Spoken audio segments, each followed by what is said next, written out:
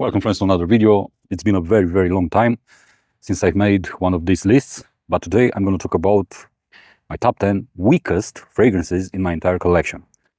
And the reason for which I'm doing this list is actually the first fragrance in this list, the one that you see in front of you, called Masque Ravageur from Frédéric Malle. I've had this fragrance for a couple of months already, been wearing it, trying to get to know it, to see what the fuss is all about. But unfortunately, this is a very weak fragrance. In terms of performance, because this is the first and most important criteria that I'm judging these fragrances, and in some cases in this list, it's also about the quality of the ingredients and also the smell. This one basically checks all boxes. Also in terms of quality, also in terms of smell, I basically don't really understand why people are hyping it so much, saying that this is some sort of a masterpiece in terms of perfumery, when in reality it actually isn't. This is very weak.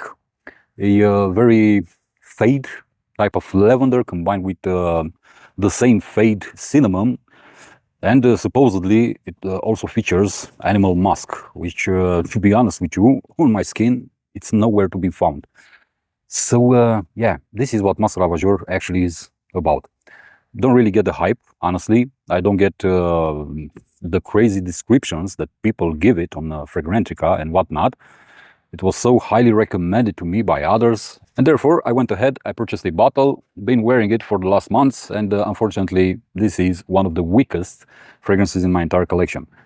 Honestly, it isn't worth the price, it isn't worth the hype. It's a very expensive fragrance. If you know Frédéric Malle, then you know the pricing. And actually, all the fragrances that I tried from this brand are something that I do not consider they are worthy, actually, of their price. Okay, my first entry, Masque Ravageur from Frédéric Malle. My second entry from the House of Creed, from the Aqua Originale lineup, comes Citrus Biggerade. This probably is one of the best lemon-based fragrances out there. This probably is one of the best smelling lemons in perfumery. Unfortunately, the performance is simply abysmal. Yeah, Creed has lots of fragrances in their collections, which actually perform really bad. And this is the case with this one, with Citrus Biggerade, because this is very expensive, first and foremost, and the pricing does not reflect the performance. It's all about the performance with this one. It's simple, but it smells great. The quality is there. You can actually feel it. But unfortunately, the performance is very lackluster with this one. Very good in summertime, in extreme heat. But what I usually get is about 4 to 5 hours, maybe 6 hours of longevity, but as a skin scent. So there is basically no projection with this one, no sillage.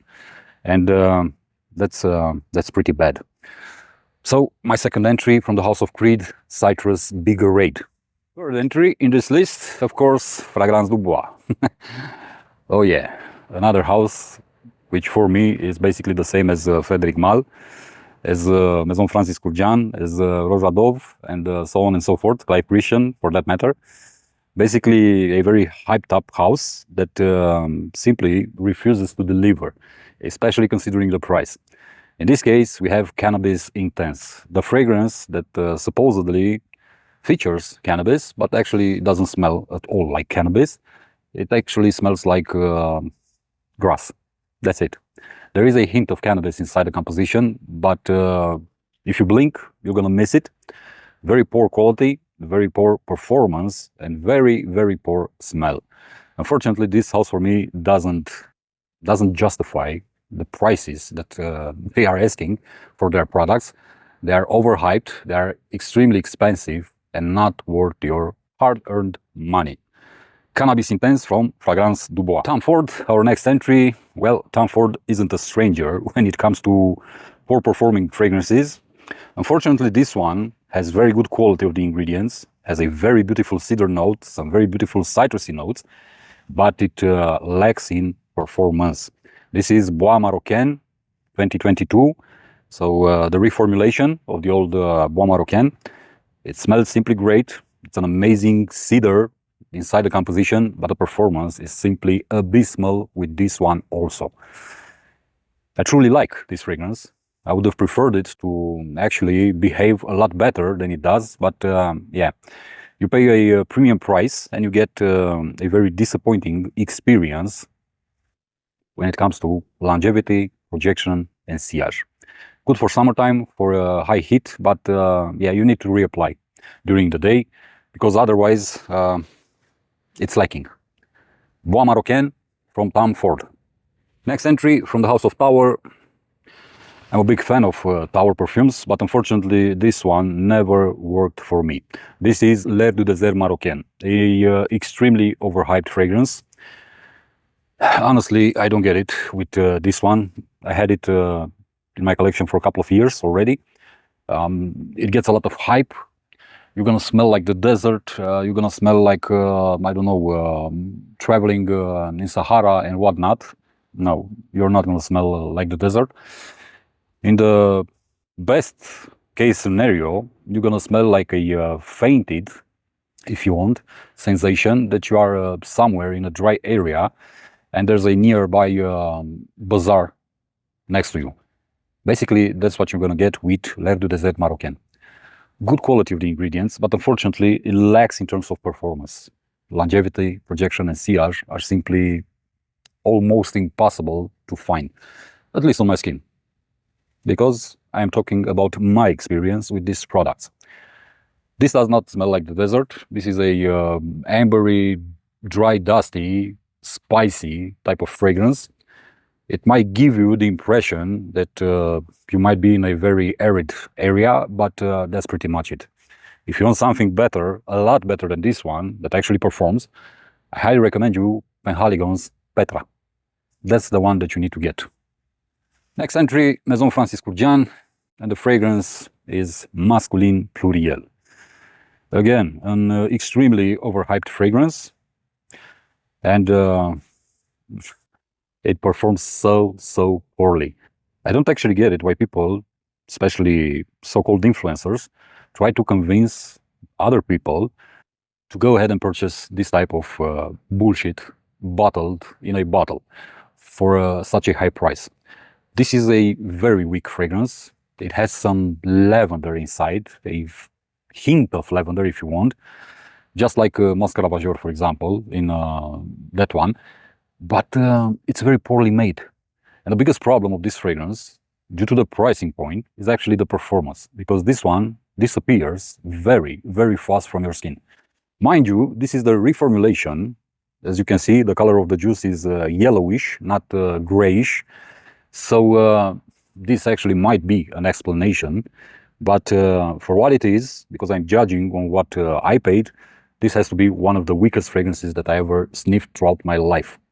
Very poorly made, very low quality, extremely low performance. This is Masculine Pluriel from Maison Francis Kurkdjian. Next entry in this list, one of the most overhyped fragrances in the online in the past years. Of course, Wave Child from Room 1015. Oh yeah, this is so immature on so many levels. This is a very immature fragrance. This is a fragrance made for teenagers, if you ask me. It's very synthetic, it's very low quality, and also with very poor performance, especially considering the hype, also the price point, because it isn't very cheap, it isn't very affordable, it isn't the most expensive one also, but still, the hype has worked and ramped this fragrance up so much, portraying it as it is a fantastic summer scent, incredible summer scent. I've even seen it in aquatics lists, which to me is mind-boggling. But yeah, what's this all about? Well, it's about a very synthetic and poorly made melon note combined with a very extremely sweet cocoa nut note and some very nasty vanilla. Extremely synthetic, extremely childish, and extremely poor in performance. Mind you, the first 2 hours actually, this is very powerful. This is projecting. This gives you the impression that it has strength, but afterwards it drops down in its intensity, and in a couple of hours it disappears from your skin. This is what a Wave Child actually does in real life. But if you are looking in the online, if you are watching reviews and whatnot made by different people, you're gonna see that this is one of the best fragrances ever created. To put it simple, this is a very cheap and poorly made copy of Nasomatto Fantomas, with the added note of coconut in this one. If you want a better one, go purchase Nasomatto Fantomas. This one isn't worth it. Room 1015, Wave Child. Next entry in our list, of course, ARS Odyssey. This is a designer fragrance camouflaged in ultra niche, because nowadays every house is considered ultra niche.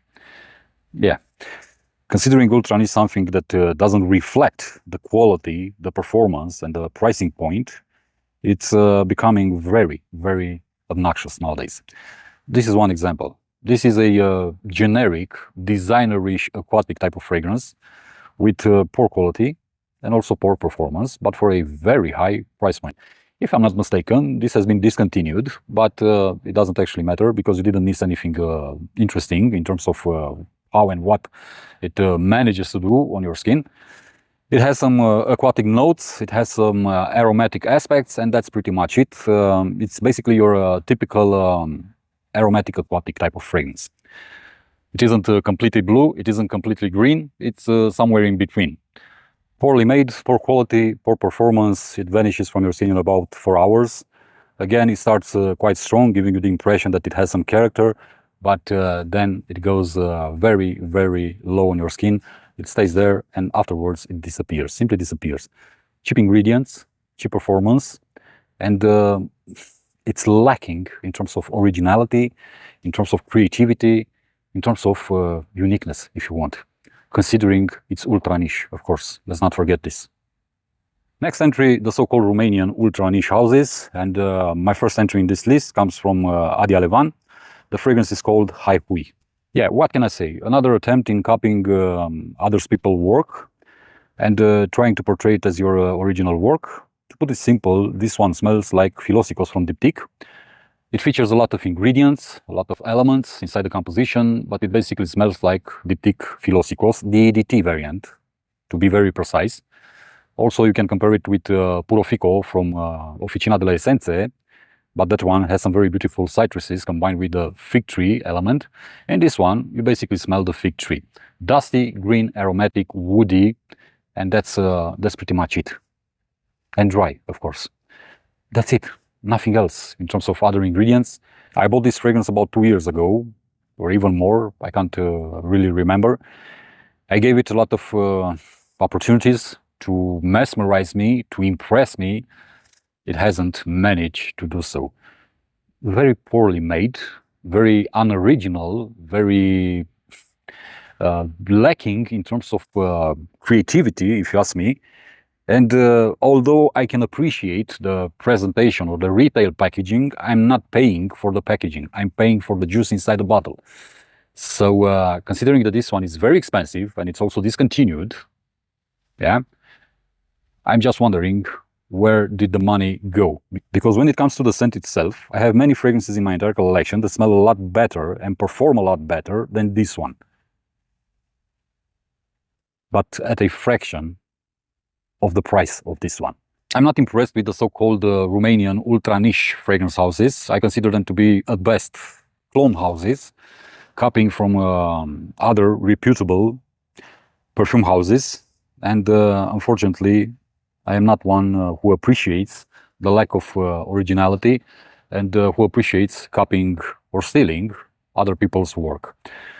Hype from Adi Alevan is an example why I do not recommend, first and foremost, buying this type of fragrances. And regarding our topic in this video, besides the smell, also the performance is weak with Hype.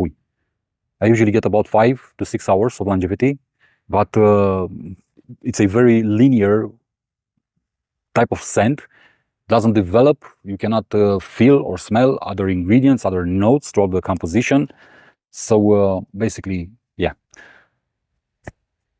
its placement in this list is quite worth it. And my last entry in this list, my list with the weakest fragrances that I own in my entire collection, another so-called ultra niche fragrance house from Romania. This is a house that is extremely overhyped. This house gets a lot of hyping throughout the internet, and I honestly do not understand why. And the example is this one, Pining Dew 2, which is basically the perfume that smells like celery. To be more specific, it smells like green celery. Yeah, you have a very interesting marketing story. You have a very interesting packaging. You also get some interesting notes in the composition. But unfortunately, this one smells like celery, just like I said. And unfortunately, I am not the only one that feels this way, because every single person that I gave this fragrance to smell said the exact same thing. It smells like celery. So, considering the fact that this is extremely expensive, considering the fact that this guy that runs this house is now relaunching older perfumes under new names and asking a lot more money for them, I'm just curious, why should you go and pay 300 plus euros for this type of scent to smell like celery juice, for example? Yeah, no pineapple, no gin, no nothing, none of the marketing story that he provides, none of the bullshit coming from the house.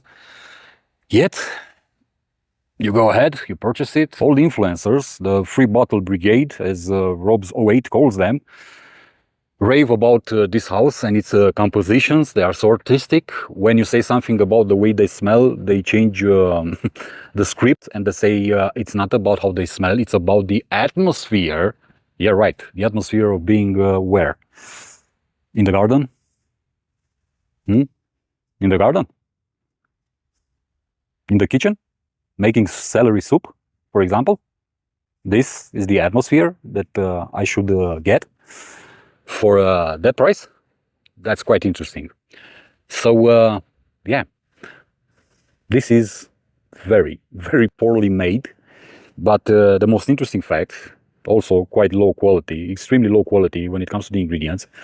But the most disturbing fact for me was, and I said this in my unboxing video that I did a couple of weeks ago, I said that this is the first fragrance in many years that I had to reapply after about 2.5 hours on wearing it on my skin. Because after the 2.5 hour mark, this fragrance disappeared from my skin. It was nowhere to be found. So this isn't only poorly made, it isn't only low quality in terms of the ingredients and the smell, the scent itself, but it's also extremely disappointing, because I don't know for what type of reason you might actually enjoy smelling like a celery. This one doesn't perform. It's extremely, extremely weak. So yeah, this is the cherry on top of this cake, called my top 10 weakest fragrances in my entire collection. This is Pining Dew or Pinning Dew 2 from Toskovat. Yeah, as always, my friends, because I've always encouraged you to do this, go ahead and try the fragrances before you purchase the full bottle. Don't go and don't blind buy fragrances, especially so-called ultra niche fragrances that are extremely expensive and most of the time fail to deliver on their promise. Test the fragrances prior to the full bottle acquisition. Buy samples, buy decants, wear them on your skin, see how they behave, see if you like them, see how they perform, and only afterwards decide if it's worth or not worth paying the price. I'm gonna stop here. This is my list. Thank you for watching. Thank you for your time. And as always, my friends, I'm gonna see you in the next one. Be safe, be good, peace.